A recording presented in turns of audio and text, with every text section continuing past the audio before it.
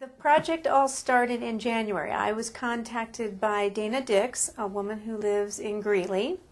She was looking for somebody who might be interested in doing a mosaic floor for Seth's social center. Her son Seth died suddenly and unexpectedly from a rare, undiagnosed heart defect. At some point after Seth's passing, Dana had been watching Oprah. So it was through the Oprah program that Dana first became aware of the Touch of Life Foundation that this other couple had created in honor of their son who died from this same rare heart defect. And the Touch of Life Foundation in Ghana is a facility that provides safe haven. It's a center for children who've been rescued from the slave trade working on fishing boats on nearby Lake Volta. Through the involvement with the Touch of Life Foundation, Dana raised over $10,000 to fund Seth's Social Center. And this was going to be an open-air pavilion for the children to play and study and get in out of what I imagine bright Africa, hot sun. And so this was her way of honoring her son in the same way that the Cope family had. Kathy Thaden first approached me about the project, and she was explaining to the board what the project was and what it was all about. My response to her was, it sounds great, but my problem would be that I would want to see this project from start to end. The cause was so incredible. The mosaic we were creating was so beautiful, and I really wanted to see it from start to finish as well. I also serve as president of Colorado Mosaic Artists. And part of our mission as an organization, in addition to educating people about mosaic art and involving people in modern mosaics, is also to give back to the community. And so our group has done various pro bono projects in the past, and this just seemed like a really good fit for our member artists. The tricky part was that this was very fast turnaround. So if we wanted to work on this mosaic and be able to provide this as a gift, this donated artwork, we had to really get cracking. Seth was an adventurer. He loved to travel, just a very active, energetic young man at the time of his death. And he had this thing for squirrels. So we involved all of our artist members in coming up with ideas. And that's how Seth the Adventure Squirrel was born. We wanted to involve as many people as we could right away. And the perfect venue for that was our summer retreat held in Breckenridge the first weekend in June.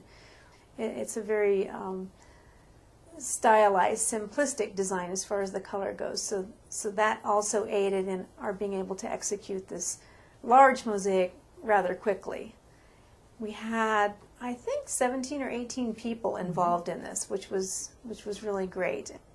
In July, we got back together to piece together all of these fiberglass sections, the mesh with the tile, to piece this big puzzle back together, cover it with clear, heavy-duty tile tape, and then cut it apart again into smaller sizes that would fit in 18-gallon plastic containers. So Misha and Kathy took these 200 pounds of extra luggage of mosaic tile and tools and 50 pounds of grout off to Ghana.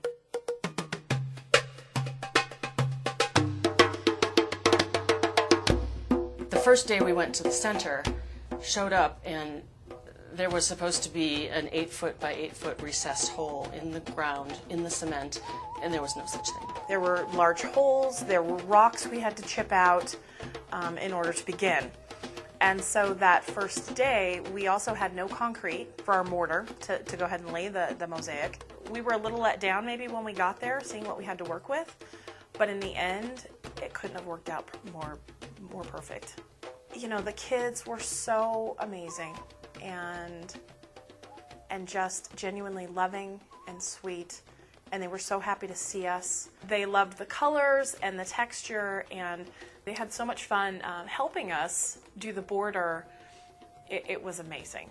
if every child just picked one tile and got to write something on the back of it, well, their name first of all, and then anything else that they wanted to write. They could have said, I like squirrels, I'm from Ghana, whatever, anything they wanted to write.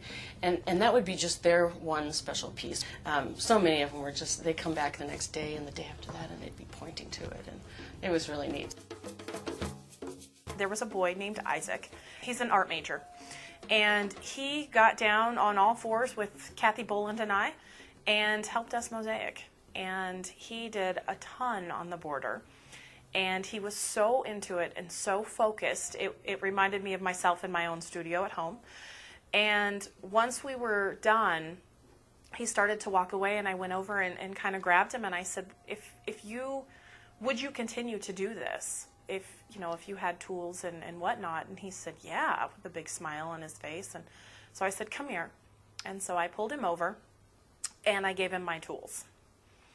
And so he had the biggest smile in the world on his face. And so that was a great moment. To see somebody enjoy mosaics as much as I do was awesome. The day it was all done, we had grouted, and there was a dedication ceremony to be had that morning.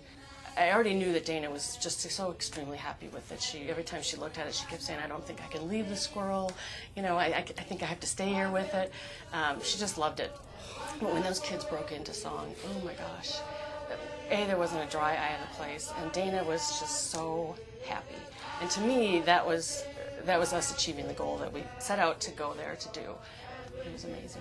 But the thing that really touched me the most was the love that these kids showed, and the gratitude that they had it was just amazing to see. They're just so grateful, and they are just such wonderful kids when you give them a chance to thrive and to go to school. And they have a love of God and their country and everybody else. It's just amazing.